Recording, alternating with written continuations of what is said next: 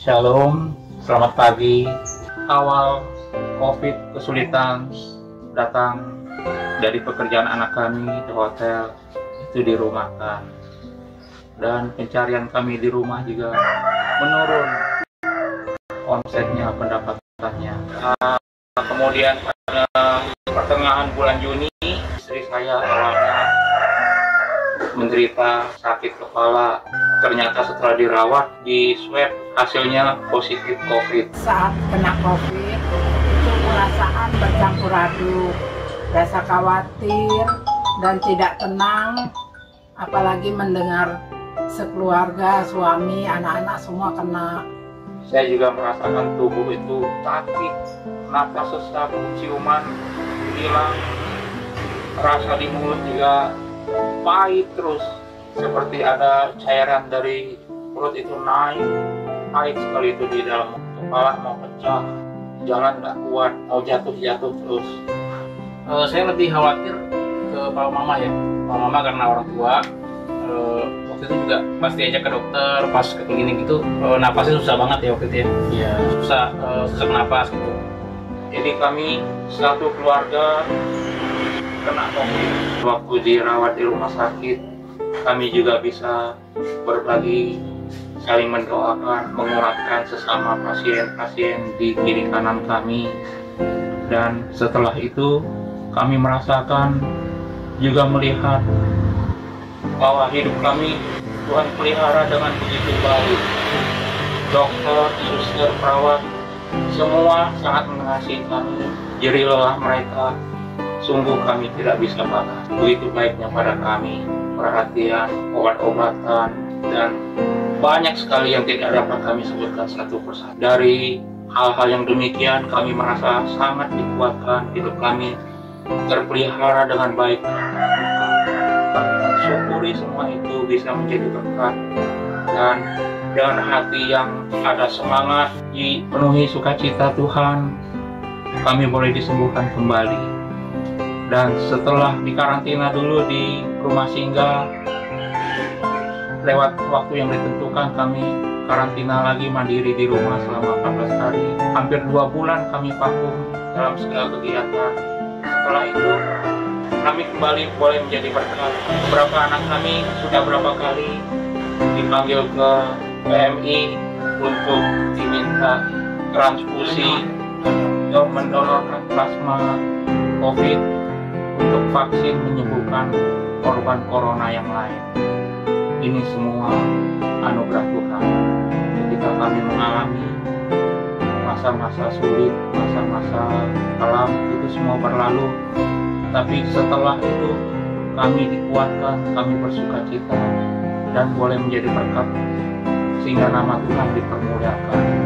Dan satu perenungan yang sangat menguatkan saya waktu itu, seingat di Pemazmur 139 ayat 16, matamu melihat aku selagi bakal anak, dalam kitab-kitabmu tertulis semua hari-hari yang akan dibentuk, dan semuanya tidak ada satupun yang tidak terjadi. Ketika saya menyadari ayat itu, firman Tuhan yang sangat menguatkan bahwa ada kalanya saya sakit, ada kalanya saya dirawat, ada kalanya sembuh, ada kalanya kami hari ini bisa berbagi, bisa menguatkan saudara-saudara yang lain yang dalam kesulitan, dan kami bersyukur kesempatan ini nama Tuhan dipermuliakan. Kiranya Tuhan boleh terus memakai kami menjadi berkat. Jemaat terkasih, sudah terlalu banyak bukti nyata bagaimana Tuhan memelihara kehidupan umat-Nya. Apalagi yang kita ragukan tentang kasih-Nya itu, tidak sejengkal pun Tuhan meninggalkan kita. Mari kita sambut Dia, siapkan hati untuk menyambut kedatangannya. Tuhan memberkati.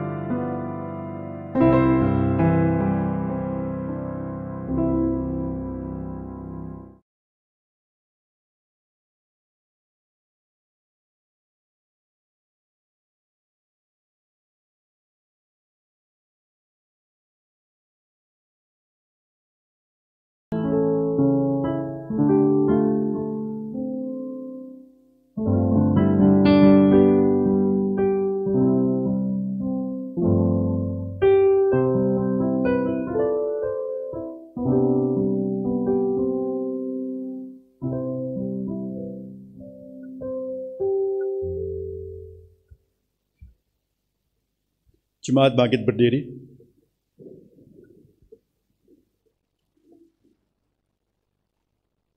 Saudaraku, dengan penuh ucapan syukur dan dengan hati yang gentar, mari kita awal ibadah di pagi hari ini dengan satu keyakinan bahwa pertolongan kita adalah di dalam Tuhan yang menciptakan langit dan bumi. Turunlah kiranya atas kita sekalian kasih karunia dan damai sejahtera dari Allah Bapa dan Tuhan kita Yesus Kristus. Amin. Haleluya. Pujilah Allah dalam tempat kudusnya. Pujilah Dia dalam cakrawalanya yang kuat. Pujilah Dia dengan ceracap yang berdenting. Pujilah Dia dengan ceracap yang berdentang. Biarlah segala yang bernafas memuji Tuhan. Haleluya. Saudara, sungguh sukacita yang luar biasa bila pagi hari ini kita bisa berkumpul kembali untuk memuji dan menyembah Dia. Mari kita berhimpun dan bersukacita. Lihat Dia yang lahir, Raja Bala Sorga. Mari kita sembah dan puji Dia.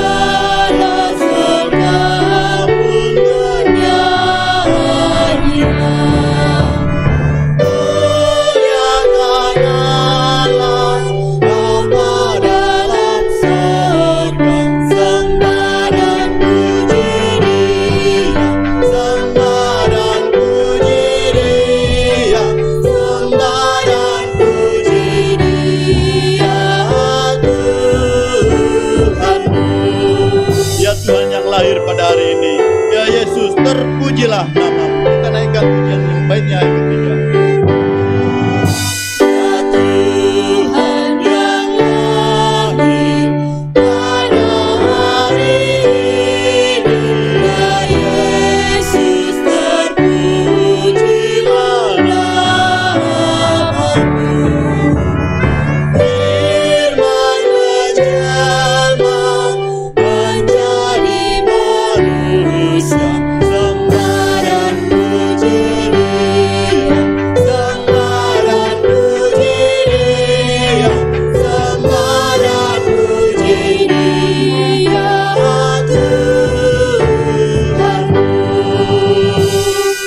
Tuhan, jemaat silakan duduk kembali.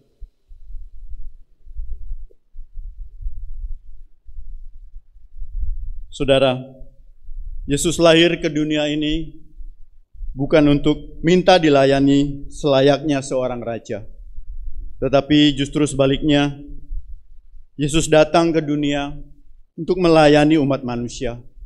Bahkan saudara, Dia direndahkan, bahkan puncaknya Dia dibunuh di atas kayu salib. Dan itu semua untuk menanggung segala dosa-dosa manusia. Saat ini, saya ajak kita untuk datang kepada Dia. Mari kita mengakui segala dosa-dosa pelanggaran kita. Dengan sungguh-sungguh kita datang kepadanya. Kita naikkan pujian. Aku tak tahu.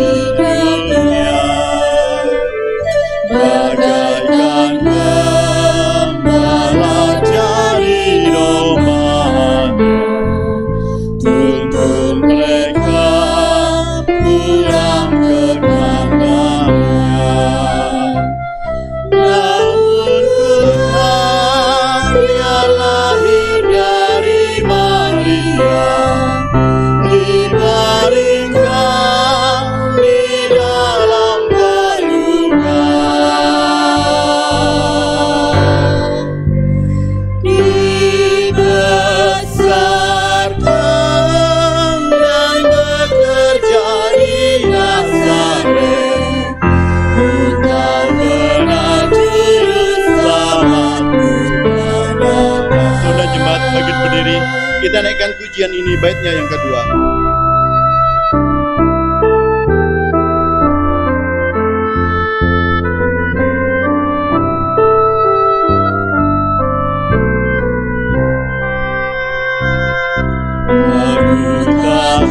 Aku tak tahu betapa yang menderita dan damainya yang menghiburkanmu. Hatinya pun hancur di atas salib, mahkota duri sebagai gantinya. Namun ku tahu Dia sembuhkan lukaku dan menghapus segala dosaku. Dengan berat dijadikannya ringan untuk manusia Kristus lepas terlahir.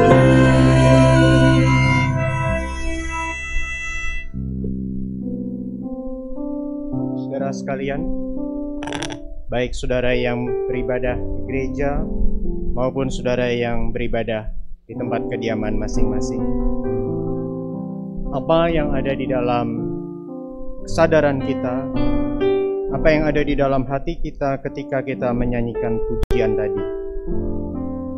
Ku tak tahu betapa ia menderita dan damainya yang menghiburkanku. Betulkah kita menghayati itu? Dan sungguhkah kita menyadari bahwa hati Tuhan itu hancur di atas salib? Bahwa mahkota duri itu adalah bagian yang dikenakan kepadanya sebagai ganti kita yang semestinya menanggung upah atas dosa. Saudara sekalian, kalau kita hari ini datang kepada Tuhan, maka firman Tuhan di Kolose pasal 1 ayat 13 dan 14 yang berkata demikian, Ia telah melepaskan kita dari kuasa kegelapan dan memindahkan kita ke dalam kerajaan Anaknya yang kekasih. Di dalam Dia kita memiliki penebusan kita, yaitu pengampunan dosa. Maka saudara, janji ini adalah bagi setiap kita ketika kita sungguh-sungguh mengaku dosa dan mohon ampun. Maka di dalam nama Yesus Kristus sungguh ada pengampunan atas dosa. Mari saudara, setiap kita pribadi demi pribadi datang kepada Tuhan, mengaku segala dosa dan kesalahan dari setiap kita.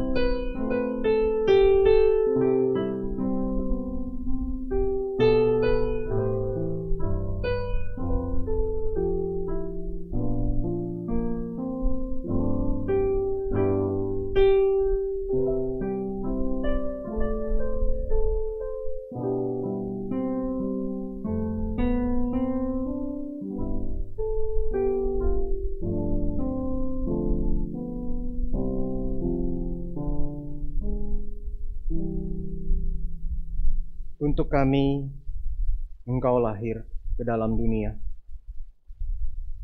Untuk kami, Engkau melangkah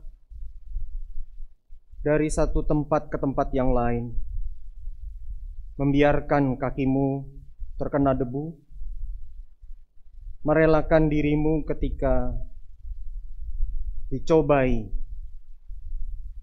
dan dengan sabar Engkau menahan ketika murid yang Kau kasihi menjual Engkau dan menyangkal Engkau. Kisah yang lazim yang kami dengar, termasuk juga kisah Natal. Kisah yang sebenarnya mengungkapkan betapa agungnya karya-Mu bagi kami. Dan kalau kami melihat kepada Alkitab, melalui berbagai tokohnya itu sebetulnya adalah cerminan kami. Para gembala yang di malam itu datang menyembah-Mu. ataupun kaum Majus beberapa tahun kemudian yang juga datang menyembahmu.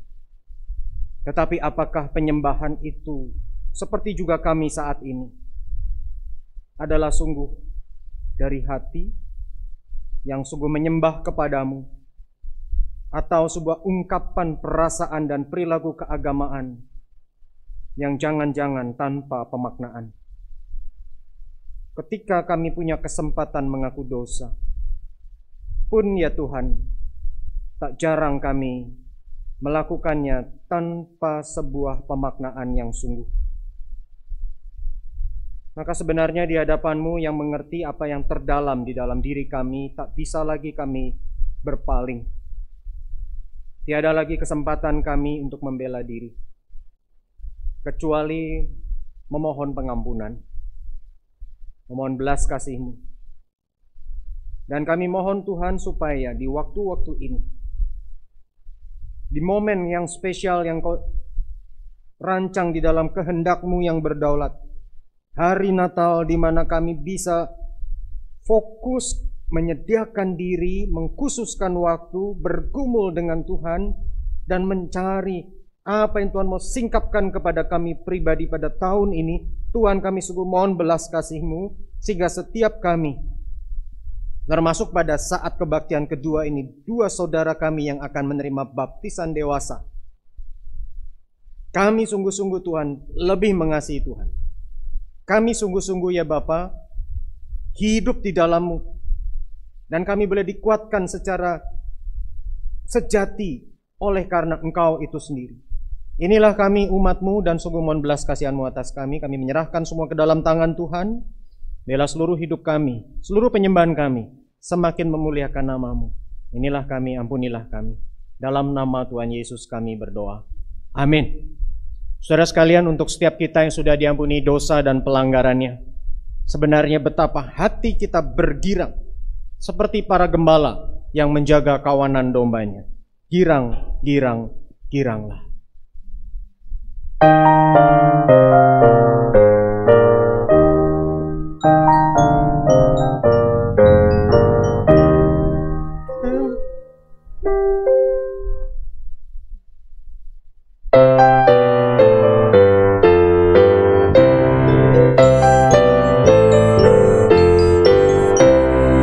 Gembala jaga dombanya dengan belas sukacita.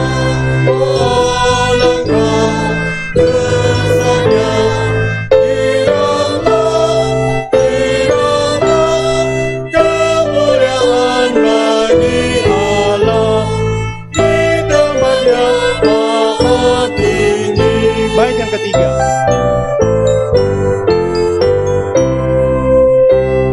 Bait yang ketiga. Bayi di dalam balungan dan tebus dosa manusia. Oh, alangkah besarnya irama, irama, kemuliaan bagi Allah di tempat yang maha tinggi.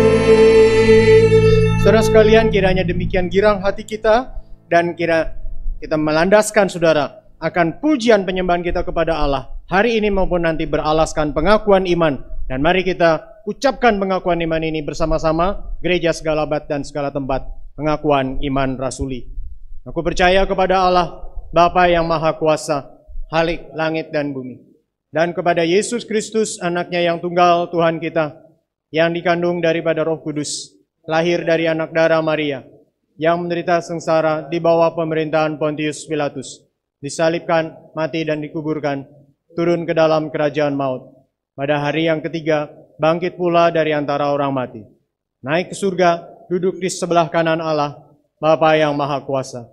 Dan dari sana ia akan datang untuk menghakimi orang yang hidup dan yang mati. Aku percaya kepada Roh Kudus, gereja yang kudus dan am, persekutuan orang kudus, pengampunan dosa, kebangkitan tubuh, dan hidup yang kekal. Amin. Jemaat sekalian dipersilahkan duduk.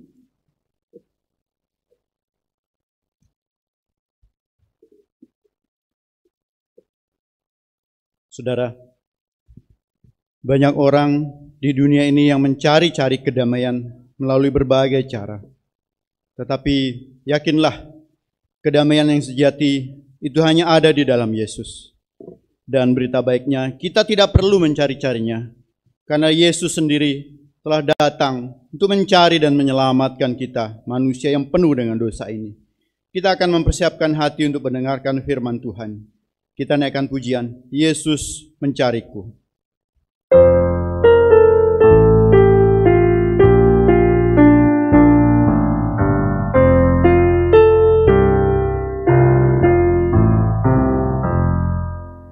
Yesus Kristus lahir di Bethlehem, terbaring di palungan yang indah.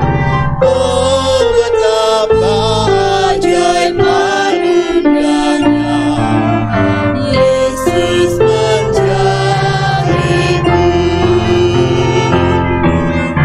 Yesus mencariku. Yesus mencariku. Oh, betapa ajaib anugerahnya, Yesus mencariku. Berdua. Yesus Kristus mati di Kalvari, yang mati untuk tebus dosaku. Oh, besarlah rahmat dan kasih-Nya, Yesus menebusku. Yesus menebusku. Yesus menebusku. Oh, besarlah rahmat dan kasih-Nya, Yesus menebusku. Saudara cepat bangkit berdiri, kita naikkan pujian baiknya yang ketiga. Yesus Kristus kan datang kembali untuk menyambut semua umatnya. Oh, betapa mulia Ia kembali. Yesus Kristus kan datang kembali untuk menyambut semua umatnya. Oh, betapa mulia Ia kembali, Yesus menyambutku. Yesus menyambutku. Yesus menyambutku. Oh, betapa mulia Ia kembali, Yesus menyambutku.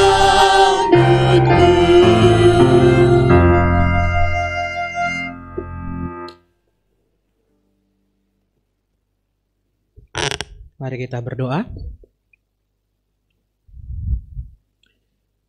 Terima kasih Tuhan untuk kesempatan yang indah. Pada saat ini kami boleh kembali berada di rumah Tuhan. Kami boleh bersekutu, menaikkan pujian pengagungan kami kepadamu. Dan terlebih Tuhan, pada saat ini kami boleh diberikan kesempatan untuk boleh duduk diam mendengar Engkau bersabda bagi setiap kami lewat kebenaran firman-Mu. Tolong kami Tuhan, urapi setiap telinga dan hati kami, sehingga kami boleh sungguh-sungguh memiliki telinga dan hati yang siap untuk boleh mendengarkan firman-Mu, siap untuk disingkapkan akan kebenaran-Mu, dan siap untuk boleh dibentuk. Terima kasih ya Tuhan, berfirmanlah bagi setiap kami, karena kami sudah siap untuk mendengarkannya. Di dalam nama Tuhan Yesus kami berdoa. Amin. Bapak Ibu dipersilakan duduk kembali. Shalom Bapak Ibu Jemaat yang dikasihi oleh Tuhan. Hari ini kita boleh bersyukur kalau tadi lilin Minggu Advent yang keempat sudah dinyatakan, sudah dinyalakan bagi setiap kita, dan itu berarti bahwa sebentar lagi kita akan bersama-sama memasuki hari Natal. Nah Bapak Ibu, di Minggu Advent yang keempat ini kita akan bersama-sama merenungkan satu tema, yakni siapkanlah hatimu baginya. Mari saya mengajak setiap kita untuk boleh membuka bagian firman Tuhan yang terambil dari Lukas pasalnya yang pertama. Lukas pasalnya yang pertama ayatnya yang ke-26 hingga ayatnya yang ke-38. Jikalau sudah mendapatkannya Bapak Ibu, saya mengajak setiap kita untuk boleh memperhatikan Alkitab kita dan saya akan membacakan bagi setiap kita. Lukas 1 ayatnya yang ke-26 hingga ke-38. Demikian firman Tuhan. Dalam bulan yang ke-6 Allah menyuruh malaikat Gabriel pergi ke sebuah kota di Galilea bernama Nazaret kepada seorang perawan yang bertunangan dengan seorang bernama Yusuf dari keluarga Daud. Nama perawan itu Maria. Ketika malaikat itu masuk ke rumah Maria, ia berkata, "Salam hai engkau yang dikaruniai Tuhan menyertai engkau." Maria terkejut mendengar perkataan itu lalu bertanya di dalam hatinya, "Apakah arti salam itu?" Kata malaikat itu kepadanya, "Jangan takut hai Maria, sebab engkau beroleh kasih karunia di hadapan Allah. Sesungguhnya engkau akan mengandung dan akan melahirkan seorang anak laki-laki, dan hendaklah engkau menamai dia Yesus. Ia akan menjadi besar dan akan disebut anak Allah yang maha tinggi, dan Tuhan Allah akan mengaruniakan kepadanya tahta Daud, bapa leluhurnya, dan ia akan menjadi raja atas kaum keturunan Yakub sampai selama-lamanya, dan kerajaannya tidak akan berkesudahan." Kata Maria kepada malaikat itu, "Bagaimana hal itu mungkin terjadi karena aku belum bersuami?" Jawab malaikat itu kepadanya, "Roh Kudus akan turun atasmu dan kuasa Allah yang maha tinggi akan menaungi engkau. Sebab itu anak yang akan kau lahirkan itu akan disebut kudus, anak Allah.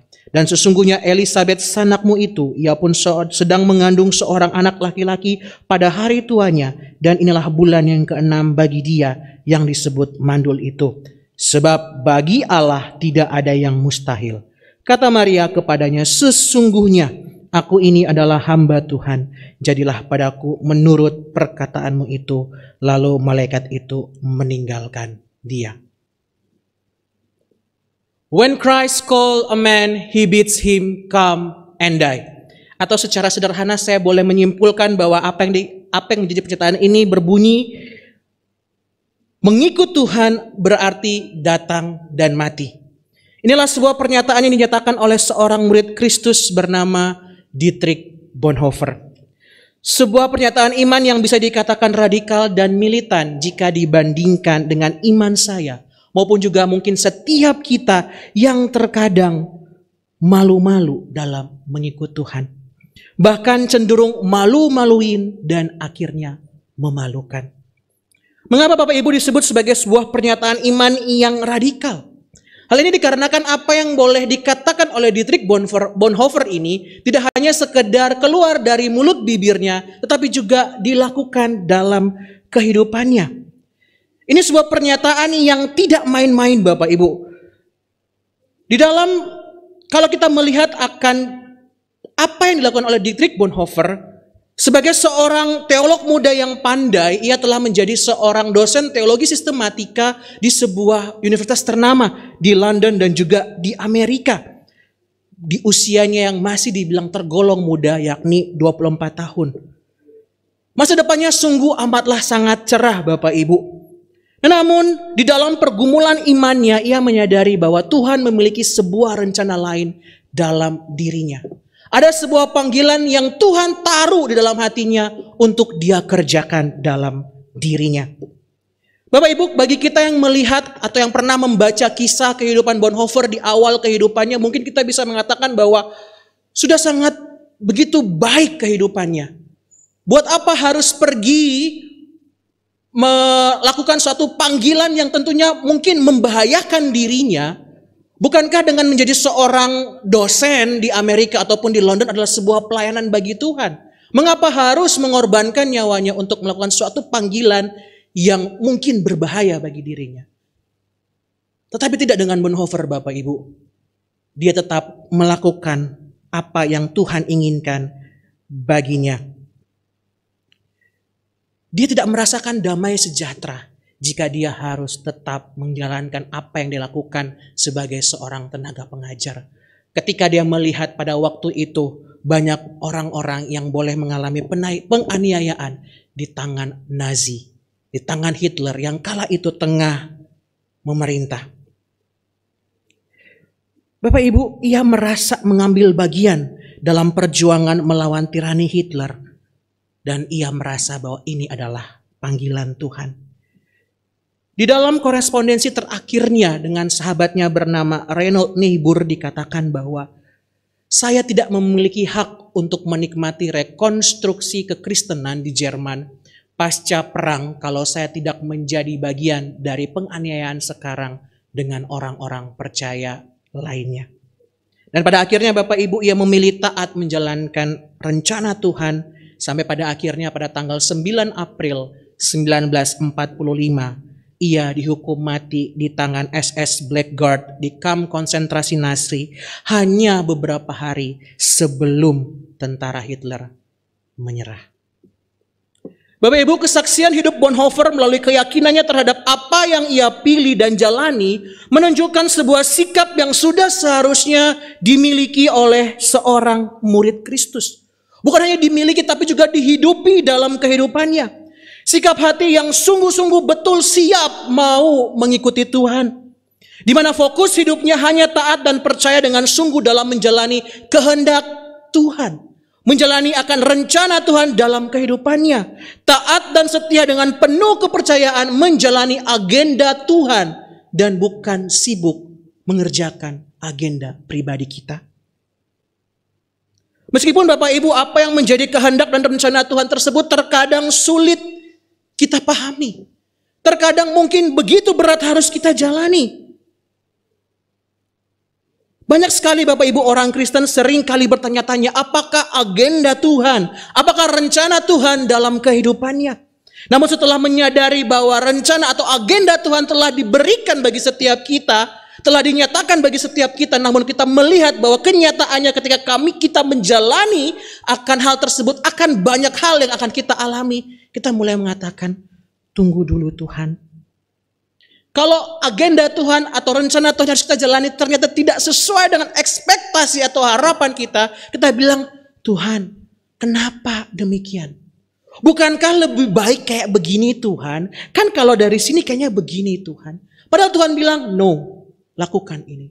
Kita sering kali mencari apa yang sesuai dengan keinginan hati kita dan bukan apa yang Tuhan inginkan bagi kita. Kenapa Tuhan begitu berat? Kenapa tidak harus seperti ini aja Tuhan? Bukankah terlihat lebih sepertinya lebih ringan Tuhan? Bapak Ibu yang dikasih oleh Tuhan, bukankah sebagai seorang murid Kristus, panggilan kita sesungguhnya adalah untuk melakukan kehendak dan agenda Tuhan dalam kehidupan kita, meskipun dengan segala konsekuensi logis yang ada di balik itu semua. Jadi Bapak Ibu, sudah seharusnya lah bagian kita adalah dengan penuh kesiapan, dengan penuh kerendah hatian, dengan penuh kesungguhan hati menjalankan apa yang menjadi rencana dan kehendak Tuhan dalam kehidupan setiap kita. Bukannya sekedar, oh iya siap Tuhan, aku menjadi murid Kristus. Tapi ketika Tuhan menyatakan kehendaknya, menyatakan rencananya, kehendaknya dalam kehidupan kita. Ketika Tuhan mau kita menjadi bagian di dalam agenda kemuliaan Tuhan di tengah dunia ini, kita malah justru bilang, tunggu dulu Tuhan, agenda saya dulu yang saya kerjakan. Tuhan, ini sangat berat. Bapak Ibu, melalui perenungan kita hari ini, Tuhan rindu agar setiap kita, termaksud saya, untuk boleh kembali bersama-sama melihat dan merenungkan akan sikap sesungguhnya diri kita di hadapan Tuhan. Apakah kita sebagai murid-murid Kristus sudah siap dan sungguh di dalam menerima dan menjalankan rencana Tuhan bagi setiap kita? Bapak Ibu yang dikasih oleh Tuhan, perikop yang kita baca tadi adalah sebagian besar daripada kita sudah terbiasa melihat ini sebagai sebuah perikop narasi Natal. Narasi yang mengisahkan tentang kelahiran Yesus Kristus. Namun Bapak Ibu, di atas semuanya ini sesungguhnya narasi ini kalau kita perhatikan dengan seksama Lukas di sini ingin menunjukkan kepada pembacanya, termaksud setiap kita saat ini, bahwa kisah ini tidak saja menceritakan tentang kisah awal kabar sukacita kelahiran Kristus, namun juga mau menunjukkan bahwa tentang arti dan inti makna sebagai hidup sebagai seorang murid Kristus. Di sini Lukas mau menunjukkan arti dan inti dari kehidupan seorang murid Kristus yang sesungguhnya. Kehidupan seorang murid yang telah menerima anugerah kasih karunia daripada Tuhan dan terpanggil untuk menghidupi anugerah Tuhan tersebut dengan menjalaninya dengan kesungguhan hati melalui sosok seorang Maria. Maria, sosok yang dalam perikop ini merupakan tokoh sentral yang digambarkan Lukas di awal narasi kelahiran Kristus. Bapak Ibu dikasih oleh Tuhan, dikisahkan di sini Maria mendapatkan sebuah kabar dari malaikat Tuhan bernama Gabriel tentang sebuah rencana besar Tuhan yang akan melibatkan dirinya untuk involve di dalamnya, yakni rencana kelahiran Kristus Yesus Sang Juru Selamat ke dalam dunia. Di ayat yang ke-26 dikatakan bahwa dalam bulan yang ke-6 Tuhan menyuruh malaikat Gabriel pergi ke sebuah kota di Galilea bernama Nazaret untuk menjumpai seorang wanita tunangan Yusuf dari keluarga Daud yang bernama Maria dan hendak mengatakan kepadanya bahwa ia beroleh kasih karunia di hadapan Allah. Sebab di ayat yang ke-31 dikatakan sesungguhnya engkau akan mengandung dan akan melahirkan seorang anak laki-laki. Dan hendaklah engkau menamai dia Yesus. Ia akan menjadi besar dan akan disebut anak Allah yang maha tinggi. Bapak Ibu yang dikasih oleh Tuhan, terhadap berita atau kabar yang sampai kepadanya tentu mengejutkan bagi diri Maria. Bapak Ibu, ketika kita yang sering membaca kisah ini dan kita telah melihat dari awal sampai akhirnya, ya, kita bisa melihat bahwa sesungguhnya ini kabar yang baik, bukan? Karena ini kabar tentang kelahiran Kristus. Tapi kalau kita mencoba merasakan atau mengalami awal mula Maria ketika menerima kabar ini, bukan seperti kita seperti sekarang ini yang mungkin merasa bahwa ini kabar sukacita. Tapi ketika konteks di awal Maria menerima hal ini, tentu ini merupakan suatu pernyataan yang amat sangat mencengangkan dirinya.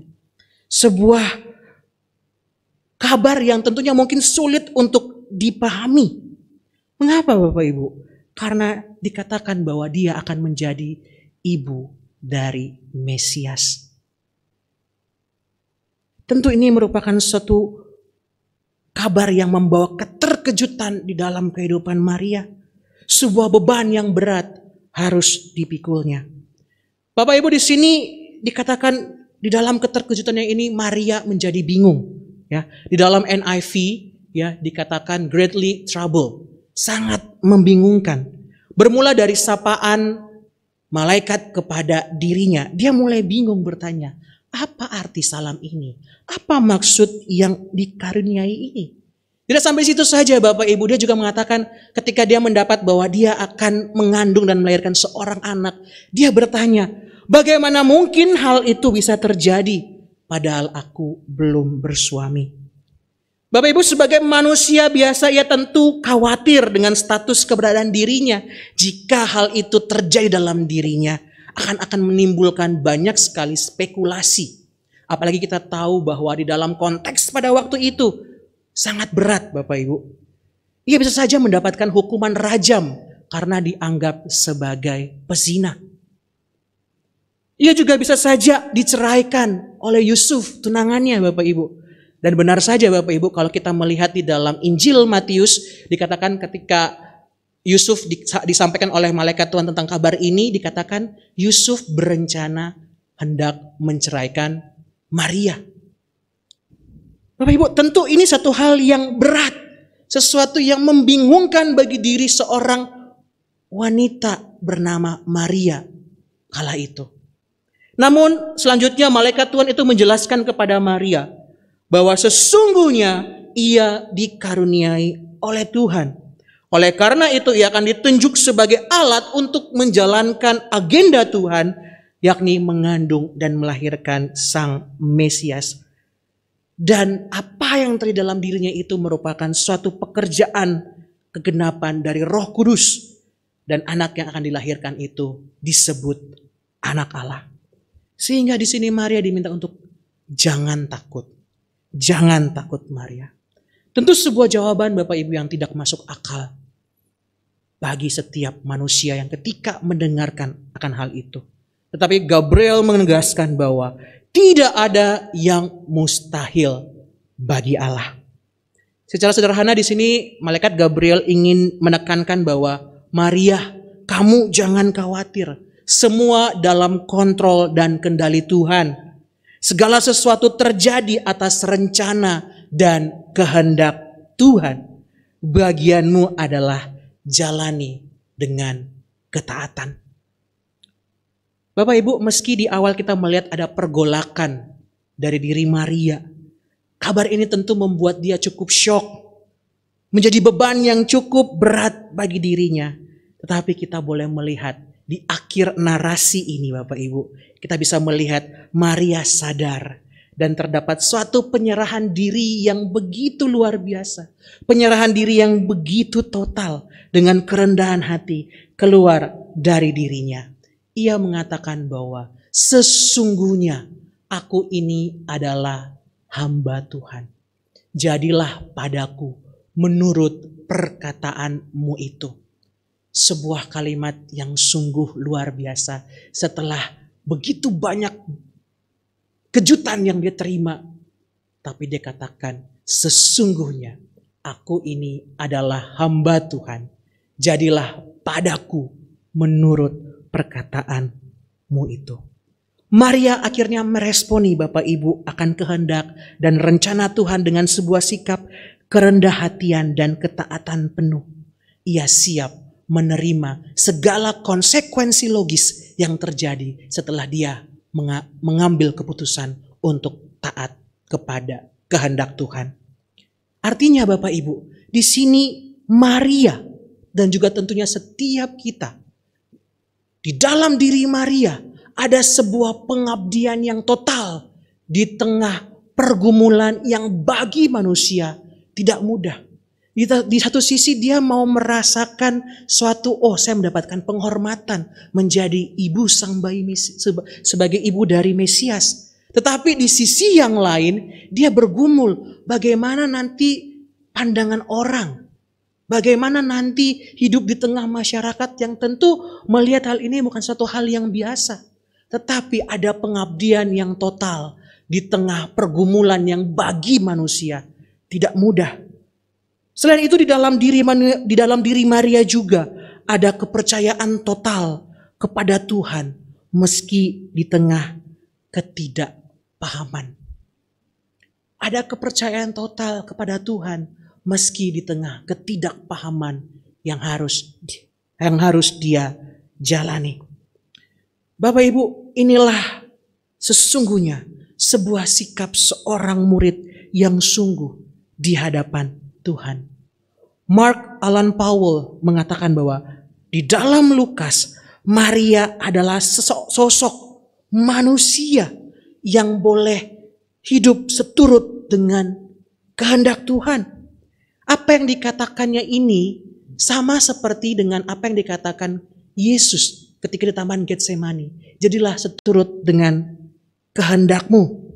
Ini merupakan sebuah respon dari kita kepada Tuhan yang seharusnya kita tunjukkan kepada Tuhan ketika rencana dan kehendak Tuhan ingin dinyatakan bagi setiap kita. Lantas Bapak Ibu, apa yang membuat pada akhirnya Maria mampu menerima semuanya ini? Sampai-sampai ia dengan kerendahan hatinya mengucapkan kalimat yang begitu luar biasa. Aku ini hamba Tuhan, jadilah Tuhan menurut dengan perkataanmu itu. Tentu jelas dia menyadari ada resiko di balik ucapannya itu. Ia tentu tahu bahwa ucapannya itu berarti bahwa ia siap dianggap berkhianat oleh Yusuf. Bahkan ia siap dicap sebagai seorang pezina dan dirajam dengan batu. Ia tentu takut kalau Yusuf pada akhirnya menceraikannya.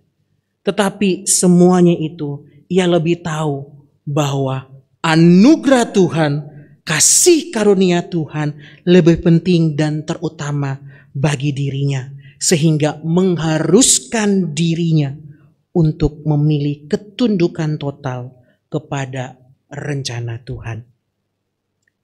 Ya Bapak Ibu, kasih karunia anugerah Tuhanlah yang memampukan diri Maria.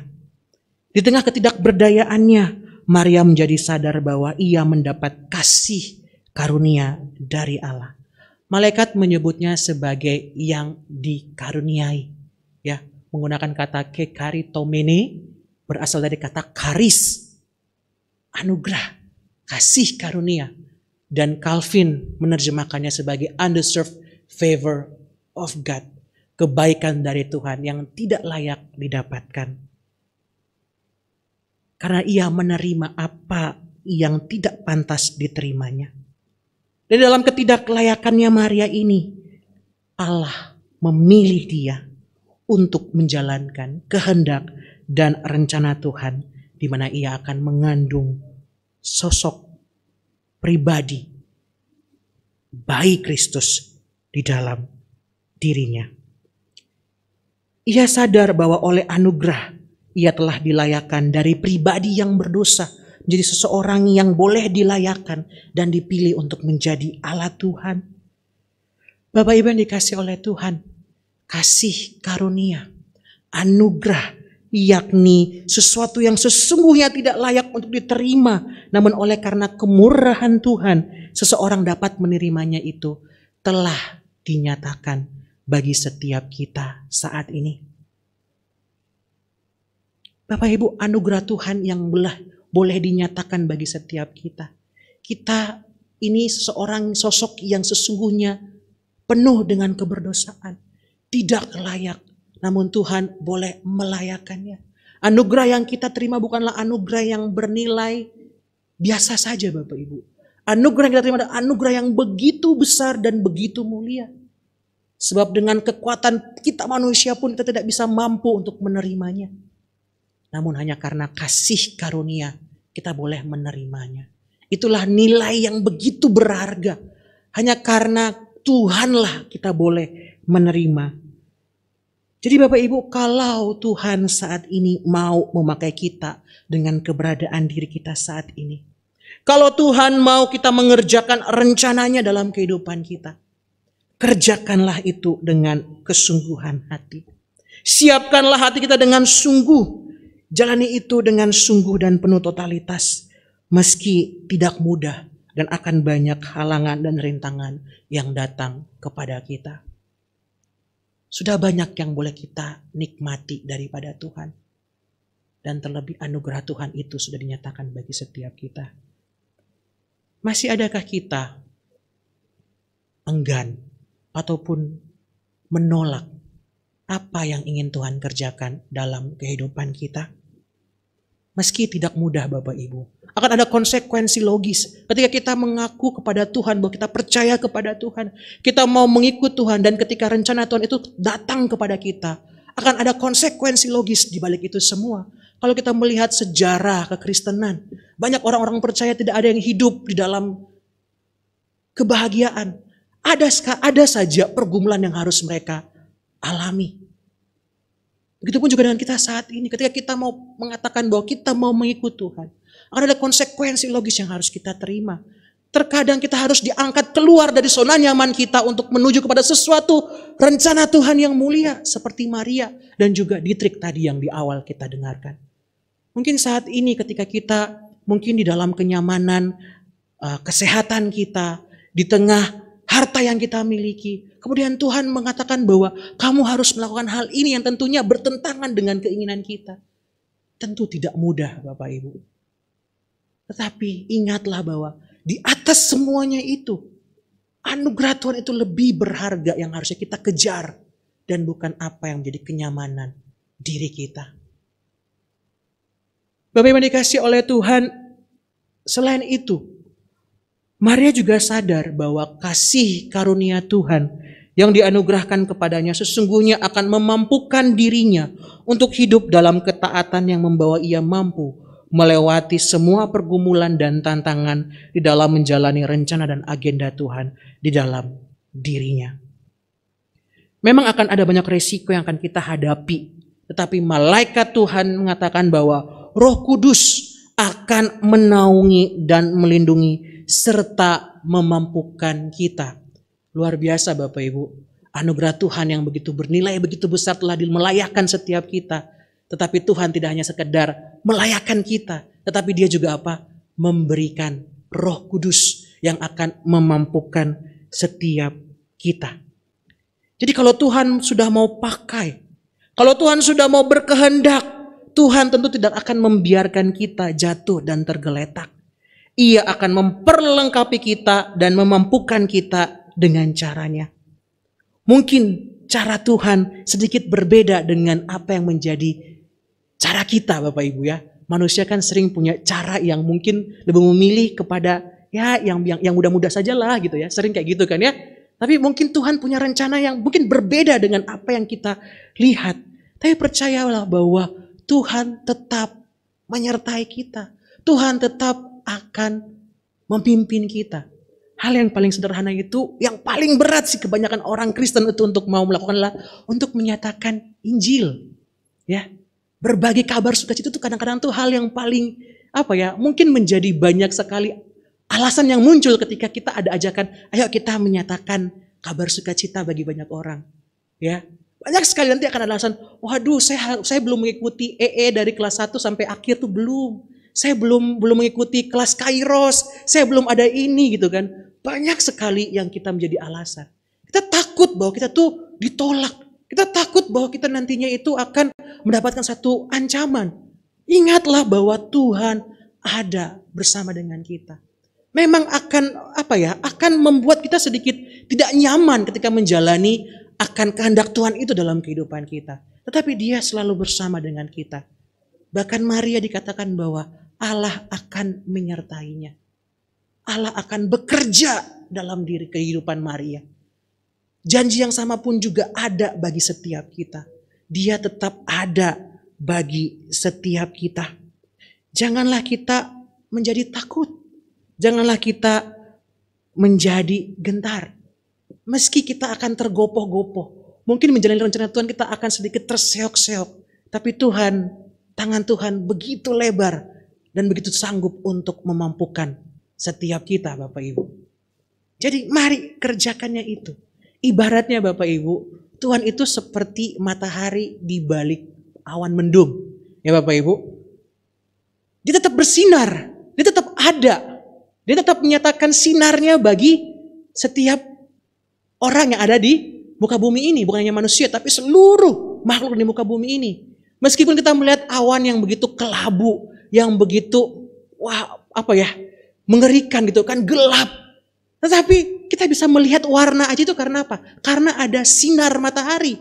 Ada sinar yang terus memancarkan dengan setia memberikan cahayanya bagi setiap kita. Sehingga di dalam kegelapan awan mendung kita masih bisa beraktivitas. Kita masih bisa ke kanan, ke kiri, melihat wajah yang begitu indah gitu kan ya.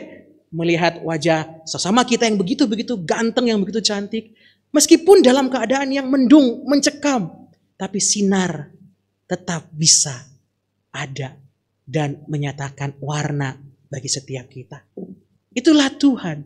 Meski terkadang dalam menjalani kehendak Tuhan itu begitu berat, begitu gelap, begitu kadang-kadang mencekam. Ada Tuhan yang akan tetap setia menopang dan menolong setiap kita. Nah Bapak Ibu, inilah dua alasan yang mendorong dan memampukan Maria untuk menunjukkan ketaatan yang begitu luar biasa. Secara total ia memberikan dirinya, menyerahkan dirinya untuk dipakai oleh Tuhan. Bapak Ibu, bagaimana dengan kita? Anugerah Allah itu masih berlaku bagi setiap kita saat ini yang adalah murid-muridnya yang mengaku percaya kepadanya. Kita yang tidak layak masih mau dilayakkan dan tentunya mau dipakai Tuhan untuk menjalankan rencananya di dalam dunia ini. Siapkah dan maukah kita menjalani rencana dan kehendak Tuhan dalam hidup kita? Ataukah masih kita ragu dan menolaknya serta lebih memilih mengerjakan agenda-agenda yang menurut kita lebih sesuai dan menguntungkan diri kita? Jika hari ini Allah hendak memakai seluruh hidup kita untuk mengerjakan rencananya, kerjakanlah itu. Sekalipun kita harus melepaskan impian dan cita-cita kita. Janganlah kita ragu dan takut akan konsekuensi logis yang akan mengikuti kita. Bukankah Allah akan menopang setiap kita? Marilah kita melayani Dia dengan ketekunan dan ketaatan, dengan sungguh dan dengan meyakini akan kekuatan Tuhan yang akan terus tersedia bagi setiap kita. Bapak Ibu, saat ini momen Natal, momen di mana kita diingatkan kembali awal kasih karunia Tuhan dinyatakan bagi umat manusia lewat kelahiran Kristus yang nantinya akan naik ke salib menebus kita dari dosa. Kalau saat ini Allah mau hadir memperbaharui akan komitmen kita di dalam hati kita, terimalah itu dengan sungguh di hadapan Tuhan. Kalau saat ini Tuhan mau pakai kita, kalau rencana Tuhan mau Dia nyatakan bagi setiap kita untuk kita kerjakan, kerjakanlah itu. Siapkanlah hati dan diri kita dengan sungguh untuk tunduk pada apa yang menjadi kehendaknya. Biarlah kita seperti Maria masa kini yang dengan totalitas, dengan kerendahan hati mengatakan, Tuhan, inilah aku. Sesungguhnya aku ini adalah hamba Tuhan. Jadilah padaku menurut perkataanmu itu. Aku siap Tuhan. Aku siap mengerjakan apa yang Tuhan ingin saya kerjakan di tengah dunia ini. Maukah kita dengan kesungguhan hati kita mengatakan hal yang demikian? Aku ini hamba Tuhan, jadilah padaku menurut perkataanmu itu. Memang tidak mudah Bapak Ibu. Tapi ingatlah nilai anugerah Tuhan yang begitu luar biasa. Dan penyertaan Tuhan yang tidak pernah berkesudahan dalam kehidupan kita. Terus ada bagi setiap kita. Bagi yang saat ini akan dibaptis. Dan akan mengakui iman di hadapan Tuhan. Diteguhkan di hadapan Tuhan. Mari kerjakanlah itu. Hidupi itu dengan sungguh. Biarlah kita boleh menjadi hamba-hambanya yang setia. Mari kita berdoa.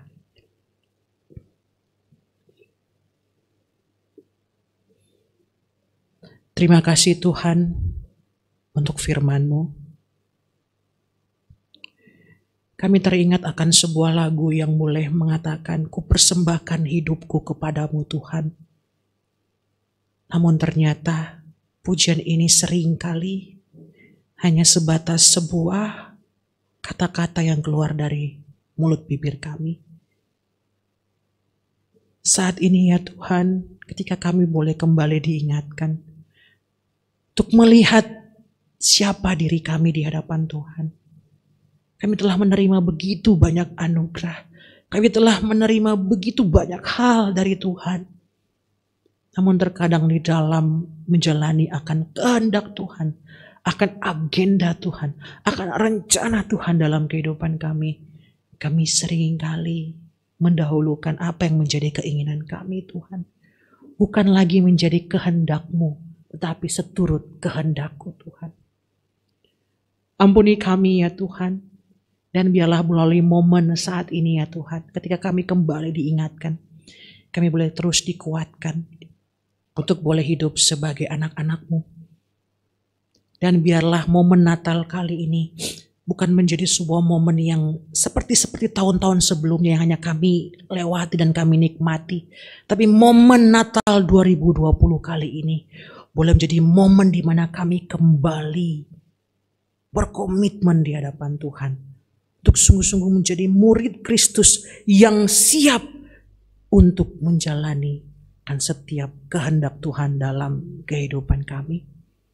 Bantu kami Tuhan, kuatkan kami. Terima kasih ya Tuhan, terima kasih. Di dalam nama Tuhan Yesus kami berdoa. Amin. Tuhan Yesus memberkati setiap kita. Baik, saat ini kita akan memberikan persembahan bagi Tuhan. Sekali lagi, persembahan bisa diberikan melalui transfer ke rekening gereja maupun QR Code yang ada. Dan dengan hati yang penuh ucapan syukur, mari kita bawa persembahan kita sambil kita naikkan pujian, bunyi bel.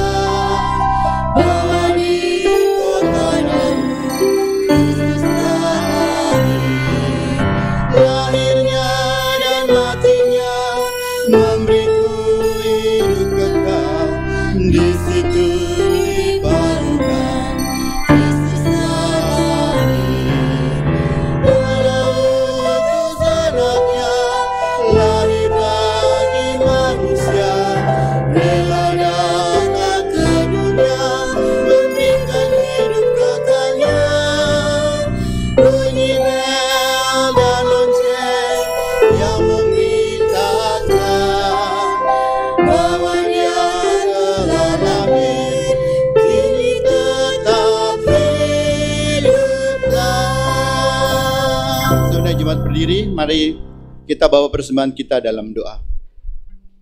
Ya Bapa, sungguh kami bersyukur untuk ibadah pada hari ini. Terima kasih untuk kesempatan yang sekian kalinya Tuhan Kau berikan bagi setiap kami. Hari ini adalah Minggu Advent yang keempat. Kami rindu Tuhan, setiap kami memiliki hati yang begitu rindu untuk menantikan kedatangan-Mu ya Tuhan. Kami begitu rindu menyaksikan pemulihan Tuhan untuk negeri ini, untuk Pulau Bali, bahkan untuk setiap kami ya Tuhan. Kami sungguh bersyukur bahwa hari ini kami masih bisa menyambut kedatangan-Mu.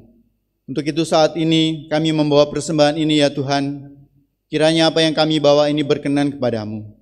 Dan sekali lagi kami serahkan seluruh hidup kami Tuhan. Engkau pakai untuk menjadi saluran berkat bagi orang lain. Terpujilah nama-Mu. Di dalam nama Yesus kami berdoa dan mengucap syukur. Amin. Jemaat silakan duduk, kita akan mendengarkan warta.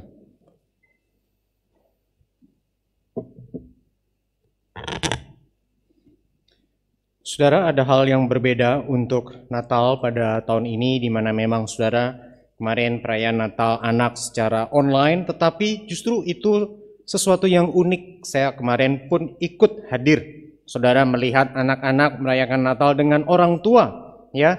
Orang tua ada di antara mereka, maka itu suatu sukacita tersendiri, saudara.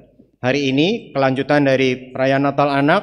Jangan lupa para orang tua, sore nanti pukul 5 bawa anak-anak kita untuk menerima apa yang sudah dipersiapkan oleh para guru sekolah minggu, berupa tanda kasih, tanda support, dukungan secara drive-thru, saudara ya. Nanti sore sudah dipersiapkan pukul 5 untuk kiranya kita boleh hadir membawa anak-anak kita.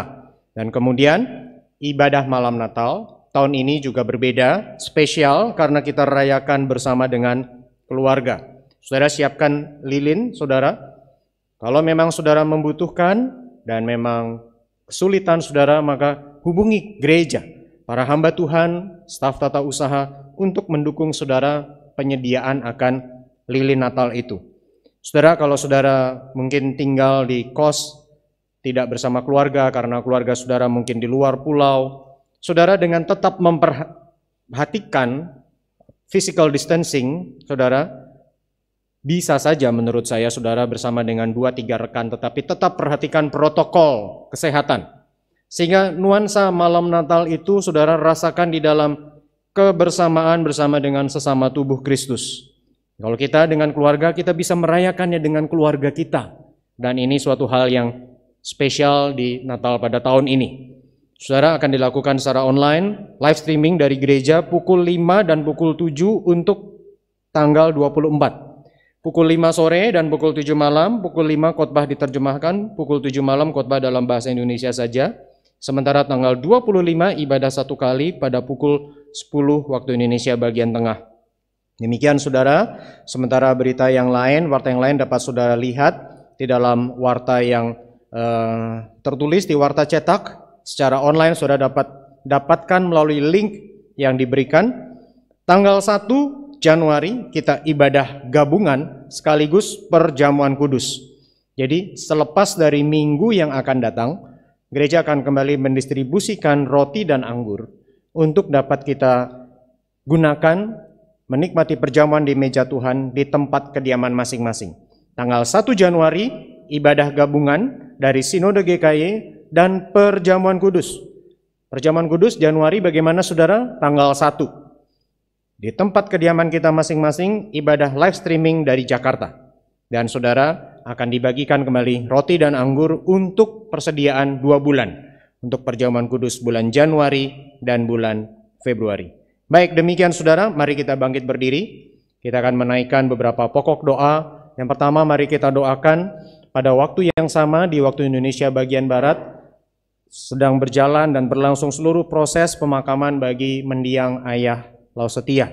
Kita doakan semua proses berjalan dengan lancar, Tuhan berikan kekuatan penghiburan di dalam semua proses tersebut maupun sampai nanti pasca dari semua proses ini selesai. Mari kita berdoa.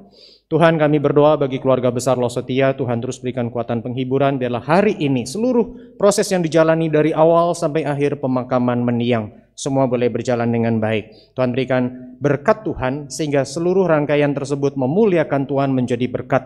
Kekuatan penghiburan bukan hanya pada hari ini tetapi selanjutnya bagi keluarga besar Lausetia. Dimanapun mereka berada, anak, mantu, dan cucu. Di dalam berkat kasih karunia Tuhan, mereka mendapatkan kekuatan itu. Benih iman, teladan iman dari mendiang yang tekun melayani Tuhan, menjadi hamba Tuhan meskipun tidak ditahbiskan, tetapi itu boleh menjadi berkat bagi seluruh anak, mantu, dan cucu, bahkan terus itu menjadi berkat bagi orang-orang di sekitar mereka. Kami berdoa juga bagi para penata layan hari ini, Tuhan berkati segala jerih lelah mereka. Tuhan, pada tahun ini kiranya setiap kami yang Tuhan percayakan terlibat di dalam pelayanan worship, kami sungguh boleh memberikan yang terbaik bukan hanya saat ini tapi juga nanti. Bersyukur untuk kehadiran talenta-talenta di tengah jemaat Tuhan yang Tuhan utus, sehingga boleh Tuhan izinkan kami beribadah dengan kekayaan secara musik, dan kiranya kami ingat ini adalah talenta dari Tuhan untuk kami berikan yang lebih baik lagi demi kemuliaan Tuhan, bukan yang lain. Dan ini kesempatan kami melayani, dan kami akan terus melayani Engkau. Berkati semua yang telah dilayankan CD maupun sakramen baptis dewasa, baptisan kudus, dan berkati mereka sehingga benar-benar pada akhirnya karunia dan talenta yang Tuhan berikan kepada mereka semakin memperkaya pertumbuhan jemaat Tuhan di tempat ini, sehingga pada akhirnya nama-Mu yang dimuliakan. Terima kasih Tuhan, di dalam nama Tuhan kami Yesus Kristus kami berdoa. Amin. Doksologi.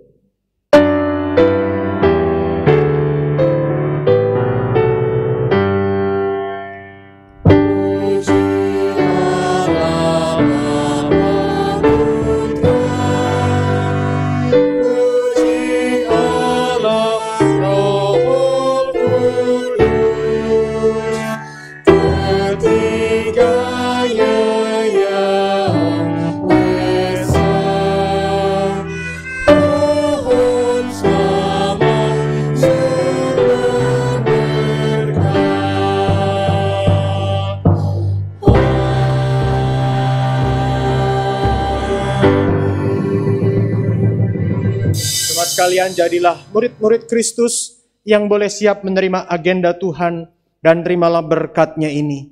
Allah yang Maha Pengasih, Maha Pemurah, memberkati dan melindungi saudara sekalian. Dia menyinari saudara dengan wajah-Nya dan memberikan kepada saudara kasih karunia. Dihadapkan wajah-Nya kepadamu dan memberi kepadamu damai sejahtera. Amin. Immanuel, Immanuel.